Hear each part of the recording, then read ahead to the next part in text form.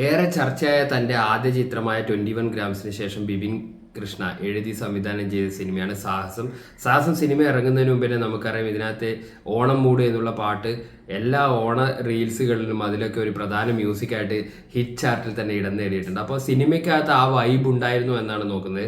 ഈ സിനിമ എന്ന് പറഞ്ഞു കഴിഞ്ഞാൽ ഒരു ഫ്രീ മൈൻഡായിട്ട് കണ്ടിരിക്കാവുന്ന, എൻജോയ് ചെയ്യാവുന്ന മൊമെന്റ്സ് ഉള്ള ഒരു എന്റർടൈനർ ആയിട്ടാണ് എനിക്ക് ഫീൽ ചെയ്തത്.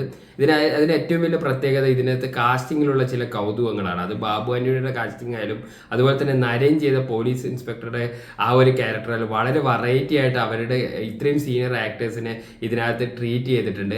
അതുപോലെ തന്നെ റംസാനും ഗൗരിയും തമ്മിലുള്ള ആ ഒരു പെയറിങ് വളരെ നല്ല രീതിയിൽ ഒരു ഫ്രഷ് പെയറിംഗ് ആയിട്ട് സ്ക്രീനിനകത്ത് കൊണ്ടുവരാൻ സാധിച്ചിട്ടുണ്ട്. പിന്നെ ഈ സിനിമയെ ഇത്രയും രസകരമാക്കുന്നതിൽ ബിപിൻ കൃഷ്ണയുടെ മ്യൂസിക്, ബാക്ക്ഗ്രൗണ്ട് സ്കോർ, ബിപിൻ അശോകിന്റെ ബാക്ക്ഗ്രൗണ്ട് സ്കോർ സിനിമയ്ക്കകത്ത് വളരെയധികം ഹെൽപ്പ് ചെയ്തിട്ടുണ്ട്. കാരണം നിങ്ങൾ ഫ്രണ്ട്സായിട്ടും അങ്ങനെ ചില്ല് ചെയ്ത് കാണാൻ ആഗ്രഹിക്കുമ്പോഴുള്ള ആ ഒരു പെപ്പിയായുള്ള മ്യൂസിക്കും ആ ടെൻഷൻ നിലനിർത്തിക്കൊണ്ടുള്ള കഥാപറച്ചിലും നല്ല രസകരമായിട്ട് സിനിമയ്ക്കകത്ത് വന്നിട്ടുണ്ട്.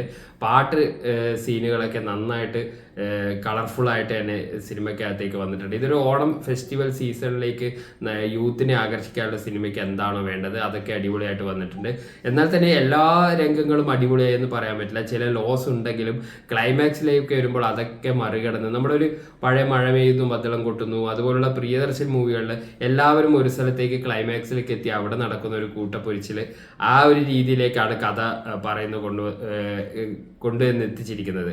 അത് വളരെ പ്രയാസമാണ് അങ്ങനെ ഒരു സിനിമ അണിയിച്ചൊരുക്കാൻ. അതിനകത്ത് നമ്മൾ ഇതുവരെ കാണാത്ത ഈ ടീമിംഗ് പെയറപ്പ് കൂടെ കാണുമ്പോൾ വളരെ ഫ്രഷായിട്ട് തിയേറ്ററിനകത്ത് നല്ല ചിരിയായിരുന്നു. അത് സ്ത്രീകൾക്കും പിന്നെ കുട്ടികൾക്ക് ചില ഡയലോഗ്സ് ഇതിനകത്ത് അങ്ങനെ എത്ര കണക്ട് ആവും എന്നറിയില്ല. 16+ ആണ് റേറ്റിംഗ് കൊടുത്തിരിക്കുന്നത്. എന്നാലും ഫാമിലി ആയിട്ട് കണ്ടിരിക്കാവുന്ന അത്യാവശ്യം കോമഡികളുള്ള രസകരമായ ഒരു സിനിമ ആയിട്ടാണ് ഫീൽ ചെയ്തത്. അതുപോലെ തന്നെ ഇതിനകത്ത് എടുത്തു പറയേണ്ട ഒരു കാര്യം ഈ സീനിയേഴ്സിനെയും ജൂനിയേഴ്സിനെയും തമ്മിൽ കണക്ട് ചെയ്ത രീതികളൊക്കെയാണ്. ഇപ്പോൾ ബൈജു ആണെങ്കിലും അവർ തമ്മിലുള്ള എക്സ്ചേഞ്ചസ് എപ്പോഴും ഒരു ഫ്രഷ് ആണല്ലോ. പുതിയ തലമുറ ആക്ടേഴ്സിൻ്റെ കൂടെ അവർ അഭിനയിക്കുമ്പോഴും ആ ഒരു ഫ്രഷ്നെസ് നമുക്ക് ഫീൽ ചെയ്യാനുണ്ടായി സിനിമയ്ക്കകത്ത്.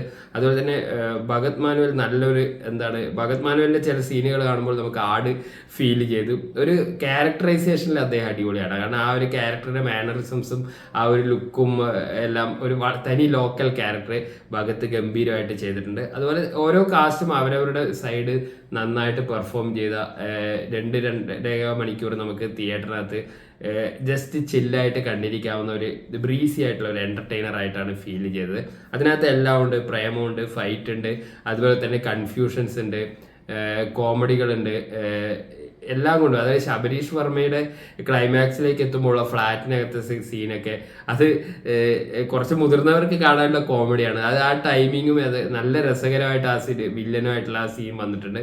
അപ്പം മൊത്തത്തിൽ പറഞ്ഞ ഒരു കാരിക്കേച്ചർ, ഒരു കാർട്ടൂണി സ്വഭാവമുള്ള ഒരു എന്റർടൈനറാണ്. വളരെ സീരിയസ് ആയിട്ട് ഈ സിനിമയെ സമീപിക്കുന്നവർക്ക് ഇതൊരു ആവറേജ് അല്ലെ ബിലോ ആവറേജ് ആയിട്ട് തോന്നും. പക്ഷെ എന്താണ് ആ ട്രെയിലറിൽ അതൊക്കെ കാണുന്ന ഒരു ഫൺ മൂഡ്, വെറുതെ ചുമ്മാ കണ്ടിരിക്കാവുന്ന ഒരു എന്റർടൈനർ എന്ന രീതിയിൽ സാഹസം തൃപ്തിപ്പെടുത്തുക തന്നെയാണ് ചെയ്തത്. അപ്പോൾ നിങ്ങൾ സാഹസം കണ്ടവരാണ് അഭിപ്രായം പറയുക. ഇല്ലെങ്കിൽ കണ്ടു നോക്കുക. ഒരു രസകരമായ ഒരു വാച്ചബിൾ ആയിട്ടുള്ള ഒരു എന്റർടൈനർ തന്നെയാണ് സാഹസം എന്നാണ് എനിക്ക് ഫീൽ ചെയ്തത്. Thank you.